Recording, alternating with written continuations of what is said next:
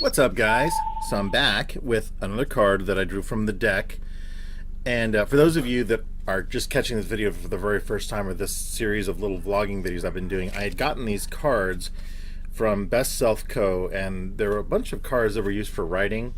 And they have different questions that are supposed to help you break out of the blogger or writing kind of funk that you might be in. So I decided to try and use this for vlogging, and they've been pretty interesting, and I shuffled them up, and I've been getting some weird ones. This one here is, what career advice would I give my 16-year-old self? All right. If I was able to go back to talk to my 16-year-old self, there's quite a few things in there that I would have to try and remember. Number one, I don't want to dissuade myself from doing essentially what is the difference between a job and a career. And I think that a lot of the reason why I am where I am now, for better or for worse, is because of the jobs that I had worked when I was younger that didn't necessarily or even remotely come close to being anything related to art at first, just like anybody else. I mean, I used to work at Little Caesars and that sort of thing. And Vector, what would you call a job? Principal activity in your life that you do to earn money. Exactly. So, that being said, if I was going to talk about my career or heading toward that path, I think the first thing I would go back is tell my 16-year-old self, first of all, those shoes you're wearing right now are not cool. Stop it. You are so going to get made fun of those. Aside from that, I would quickly jump into telling him, and I made a short list here because I wanted to try and remember these things. The first and most important part is, and I'm going to contradict myself here in just a moment, but you'll understand why I'm saying this. Time is short. Okay? And I mean that. Here's why. I can still distinctly remember being 16 years old, as many of you probably can, and thinking to myself, wow, these are the hot rod ideas I have, these concepts and these things I want to accomplish, and all these things I want to do. That was so long ago. And at the exact same time, seems just like yesterday. I would have liked to have been able to have had the opportunity to go back to my 16-year-old self and say, hey, this is from your future self. Don't procrastinate. Don't drag your feet. Don't develop these kind of screwball habits you get into about, worrying about things and stuff, which took even more years to get over. And it creates kind of there's a guy that he came up with this term, and I like it quite a bit. It's called analysis paralysis. And what it is that you just end up overanalyzing everything you're trying to do and just don't do anything. And that can happen to any one of us, whether you're trying to start a brand new bit of artwork or whether you're trying to, jump into a brand new career field or anything like that. Those are the sort of things that you end up having to deal with. So the next part that I thought was to tell him, practice every day. Seriously, doesn't matter. Doesn't matter if it's the guitar lessons you're taking. It doesn't matter if it's practicing the pencil work and understanding color. Practicing in general on most things that have to deal with what I wanted to do at that time. I mean, I was obsessed with being a cartoonist when I was 16 years old for a multitude of reasons. But also, I just thought to myself, well, someday I'm going to grow up and be an illustrator for somebody. I didn't even have a plan. I don't think most 16-year-olds do. I say that, and I've taught some 16-year-olds that are way more on their game than I would have ever have been. So that's probably a flawed argument there to some degree. And then let me see here, a third one. What did I put down here? Oh yeah, and this is still true today. Do not pay attention to the naysayers. Anybody that has ever read comments on YouTube, on Twitter, on anything, there's going to be trolls. There's going to be negative people out there. That's just the way the world is. It's full of people like that. And with this whole concept now that there's an anonymity shield that exists with the internet, with any of these social media gateways, anybody's going to say anything. And whether it's because they truly hate what you did or they just hate themselves even more, it's usually the latter case. You're going to end up dealing with that sort of thing. And I don't believe, I'd seen a stand-up comedy special here recently with Chris Rock in it, and he made a really what I thought was a dubious sort of observation that we need bullies and that sort of thing. So I'm gonna digress here for just a second. I do tend to agree a little bit in one respect. I do think that some of the kids that I've had, to teach and to go through things with, sometimes because of the fact they've been so protected, they've been so coveted, they've been so padded from birth to try and exist in an almost perfect bubble, and just like if anything happens, the mom and dad are there to take care of them. Rightfully so. But not to the point to where your kid couldn't survive if something went really horribly wrong and, pardon the French, shit hit the fan. I mean, that's just a reality. I know that there's a multitude of things you could do to help out, and I know that, like, if I were able to go back and be like, you know what, man, just don't pay attention to the naysayers, because there's going to be plenty of negative people out there, from bullies to just people that are jealous. But also, don't ride that train either. Don't become that, which I don't think I ever was that way, because for the most part I was fairly introverted, fairly quiet. I know that there was plenty of people that maybe I was jealous because they could draw better than me. They were known for, different things that I was jealous about, whether even to a certain point. I hung out with guys that were much better skateboarders than me, and for a while I thought, oh man, I might be a pro skateboarder. No, not even remotely anything that was a reality, but not to my little 16-year-old brain. And so, let me see here. Oh, I would tell my 16-year-old self, when you go to college, it will take an exorbitantly long time, because you also need to remember to manage your money better and to not go in debt, which mid-90s was the time that you could walk into any college and there were just as many kiosks that were set up for people trying to get you to join their fraternity or their club or anything like that. There were little kiosks and people and banks and stuff set up to offer you credit. And that was something that was horribly inescapable for me for years. To this day, I'm still paying off my student loans. I'm still, just completely lambasted by these sort of things daily, because it's something that I thought, okay, this is going to be good for me to invest into and to have, this is good accrual of debt, because I'll be able to pay this off effortlessly. Such was not the case. And so I would definitely say, don't borrow as much stuff. If you do end up borrowing things, then do what somebody else did. Take the full part of the student loan, spend only half of it, take the remainder of the money, and put it in a high yield savings account or an IRA or something along that line, so that you're accruing interest on money that you borrowed from the government or from whatever sort of loan you did get. Let it gain interest in there, so that way, whenever you do get out and you end up having to repay your loans, albeit maybe in a monthly zone or something like that, you can let that money sit in there for a while. Now, I was in college for 7 years, and 5 of those years I ended up taking out loans, and it was painful, and it's still painful. So I would definitely go back and tell my 16-year-old self, either get the loans and be much smarter and figure out a plan that would work, or just don't take them out and understand that it's going to take a lot longer to get through college, but you're going to be able to handle it a little bit better. That being said, I would also go back and tell them, as if there's multiples of me in separate timelines. I would tell little Mario, hey dude, you know what? You're going to end up taking a lot of different classes out of just sheer stupidity.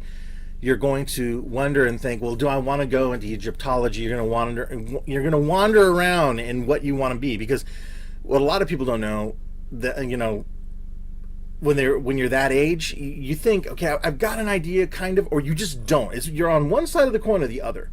I was still flipping and flopping back and forth whenever I was in college. I didn't really know what I wanted to do, because it came in, and my initial thought was like, let me get my general ed out of the way so I can just have fun and take these classes I want to take later on.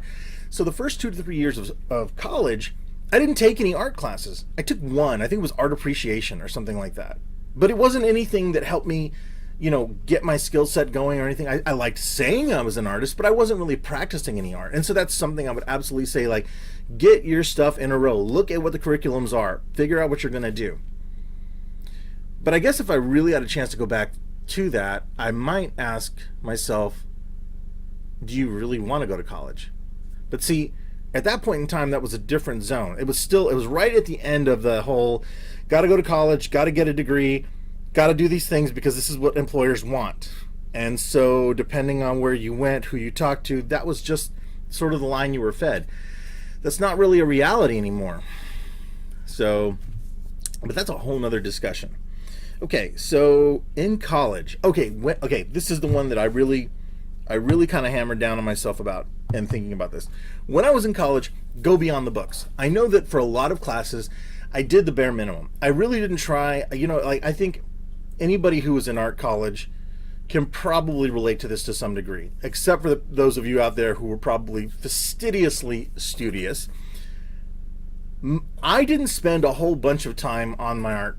I really didn't. I assumed that, hey, I just got to get through this so I can get my first job and then really start making art. Not realizing that regardless of how the school was structured, that was still time. That was still time working part-time jobs. That was still time doing all these other things. But I had a lot more time available to have been able to create art, to understand, to redo art. That was one thing that wasn't really pushed that hard, but that needed to be a necessity, I think, in a lot of ways, was we should have been given the information to go, if you are messing up this sculpture, this painting, this spot illustration, this assignment, do it again. Because I can't tell you how many times as a working professional that will happen to me. Now, not to the ludicrous amount of like, I got it all the way done, I gave it to you, and you don't like it, so now I got to start over. Not like that. But certainly where I have to look at what I've done, how it went about, and then kind of do something more with it, And that is something that I don't believe for a moment I really had stuck in my head when I was in college. Okay, so the fifth and final one. There's probably a whole spectrum more of them that I would probably tell myself being 16 years old. And I mean, come on, who also wouldn't say these are the lottery numbers and buy stock in Apple?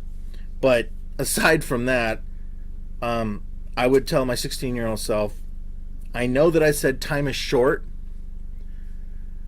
but here's the secret. When you hear people say, "Oh man, life is life is short," or that sort of thing, no, life is long, especially if you make the wrong decisions. And I think that reverberates whenever you get out of college, whenever you finally get into the working zone, and maybe you're not working the exact job you want to do. And I'm not just talking art. This could be in any field, in any reach out that anyone did whenever they went to school, or whether they went to a trade school or whatever, and they get out there and it's just not quite up to the standard or the dream or belief they wanted. Now, to a certain point, we all leave higher education or even get out of high school or whatever and move on from there with desires, dreams, and capacities to want to do things. Not unlike a lot of kids you see today, and I've talked to some as young as 4th and 5th grade that are like, I'm just going to be a Twitch streamer, I'm going to be a YouTuber, or I'm going to be a podcaster. That's great. It's a concept. It's an idea that does work for some people. Hell, I'm doing a little bit of that myself. Not professionally, certainly as a hobby zone, and more akin to what I do to support my art and to just kind of, up my brand a little bit. But it's amazing how when you're in school, and especially how I was, thinking back to what I was like when I was 16, I was just sure that somehow things were going to work out. And I think I definitely was naive, but I also had undeservedly a lot of hope in areas that I should not have had it. Because there's really nothing that said anybody was going to come along and hand anything to me. I know that I went to school with a young lady whose last name was Lipke, and there is a slew of Lipkes in the illustration world. She really didn't do what she was supposed to do in school. That's a whole other thing I will never get into. Just the memories were bizarre. But she was one of those kind of people that had come basically from a lineage of people that, were professional artists, illustrators, painters, whatever. And so she, just on her name, could have really gotten a job anywhere. And never mind the fact that, annoyingly enough, she was ridiculously good. Raw, just unencumbered talent. Skilled as hell, right out the gate. Probably the definition of the so-called, quote-unquote, God-given abilities. Now, truth be told, she was probably raised around artists, and anyone that is raised in an environment like that will probably indoctrinate some of it. I mean, I've got friends that play the hell out of guitar, and their grandparents and their parents were all musicians and that sort of thing. So if you grow up around that, That's probably what happened. So I think that with all that being said, I would definitely tell myself, look, man, you've got a chance right now to do this, this, and this. And without completely screwing up the timeline and continuum and ripping a hole in the fabric of space-time or whatever might happen if I went back and told myself, like, stop, or hey, there's going to be some stupid stuff going on with 9/11, anything like that, I would probably make it a point to say, just take what you're doing seriously. And remember these points that I've told you, because there's a good chance that when you're in your 30s, in your 40s, in your 50s, in your 60s, you're going to look back at this and go, I should have done better early on. And looking back is, oh, there's a Megadeth lyric. Man, that is so dating me. There's a Megadeth lyric, and I don't remember which song it's for, but it's something like, looking back is always 2020, but I'm looking back and it's still a little bit fuzzy. I'm paraphrasing. I don't think that's the exact lyric, but there's a lot of truth in that. You look back and you can see where you've made the mistakes. Now, the crazy part is allowing my 16-year-old self, and even myself now, to be able to look forward and see what sort of walls and barriers and sort of things exist in front of me that I will have to get over and figure out how to get around, if not get over or work with. And so because of that, and because of cats that are fighting, I've come to the end of this particular one. This one was a little depressing. Or not really depressing. It was definitely weird. These sort of things are so odd for me because, this is just a little side note. I had been working for a long time on a storyline about a kid that would have a chance to redeem himself and be able to go back, and not so much himself, but to correct things as he thought they would be corrected, and essentially what the fallout of his actions are. I was always intrigued by ideas, movies, and concepts like Back to the Future or anything involving time travel, because I've always thought to myself that there's probably a good number of people that if they could, they would go back in time to do things. But here's the real weird caveat of all this. Just because you go back in time, do you go back in time as yourself? Would you physically go back as yourself with the knowledge intact? Does that work? And if you could, would you even do that? Because there's an insurmountable amount of things that once you take what I know right now at this current age and apply it to a 16-year-old kid, nothing will be the same. And it could be the most minute things that would change, that would just totally end up completely rearranging for God's sake, I could be a member of the Backstreet Boys. It could be that severe. I don't think that's a terrible thing. But I am saying that, could have been. I don't know. These are actually turning out to be quite a bit of fun. I really do like this. It's giving me something different. It's still kind of along the line of art and that sort of thing. Absolutely. This is one thing I would definitely say. I think I would have to say this much without giving away any world-ending events or any crazy things that would happen, because I do believe, and this is just my own belief system, I do think things happen for a specific reason when they do, and they make the kind of person that you are. Not that we live in a world where there's a giant book with the word fate written in gold in the front and you can't change anything. I'm not saying that. I don't believe that for a second. I do believe, though, that, which is fairly accurate, every last bit of input that you take in life will formulate the sort of person you are. And we grow from sometimes being irascible, moronic, and stupid little things to growing up to be, hopefully, good people. And that seems to be the case for most people. But I would definitely tell my 16-year-old self, maybe this is actually what I would end up telling them. I would love to tell you what is going to happen, but I'm really scared that you won't learn.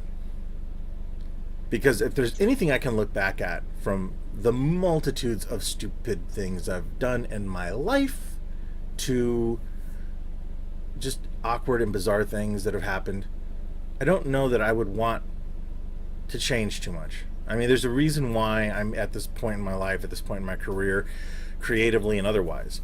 And, it does change a little bit, I guess, if I could go back and tell myself, hey, you might want to draw a little bit more. Hey, you might want to have a little bit more fortitude in taking critiques or understanding where you're going to go in art or what you want to buy or what you want to do. Sure. But you're basically looking at what you've done so far, or at least I look at it this way. I'm looking at what I've done so far and saying, well, I'm not really happy with where I am, and I'm trying to buy back time, as opposed to celebrating where I am now and saying, well, hell, I've made it this far. Now, taking that and learning what I have since I was 16, since I was born, onward. Well, where are the next 40, 50 years going to go for me?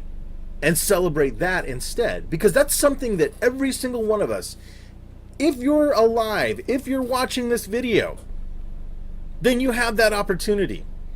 If you have coins on your eyes, you do not have that opportunity. You're probably dead. But if you're still alive and you're still breathing, then you have the ability and the capacity to still move forward, to still make your dreams come true. There are always exceptions. I could understand if you were in your 40s and you decided, well, now's the time for me to become a gymnast. I would probably say, good on you. That's not anything I could imagine really happening, but go for it. It's really up to you guys. I've seen some amazing things in this world, and I've seen people sometimes twice, and in different points and times in my life, 3 times my age, who have done some incredibly amazing things and just didn't stop. We're the only things that stop ourselves. We really do. I mean, I can understand if, and all sorts of arguments could be made that we live in a society that maybe, there's going to be certain things that you're going to be blocked from. This is true, and I will be the first one to admit that there are certain things, whether you're a woman, you may not be allowed to do. Whether you're a black guy, you're not going to be able to do it. If you're somebody who comes from another country, or you're viewed as the reason for a national emergency, then yeah, the stakes are kind of against you in those circumstances. That said, there are innumerable examples of people with the odds stacked against them that maybe didn't have the best 16, 8, 2, 40 years before, and still did something amazing with themselves. So, I would say challenge yourself. See what you're capable of doing in the next 2 years, 3 years, 5 years, 10 years. See if you can't change the direction of the boat you're on right now. I mean, you're captain of your own vessel, aren't you? That's kind of how we have to look at it. Thanks again for watching, guys. Catch you next time.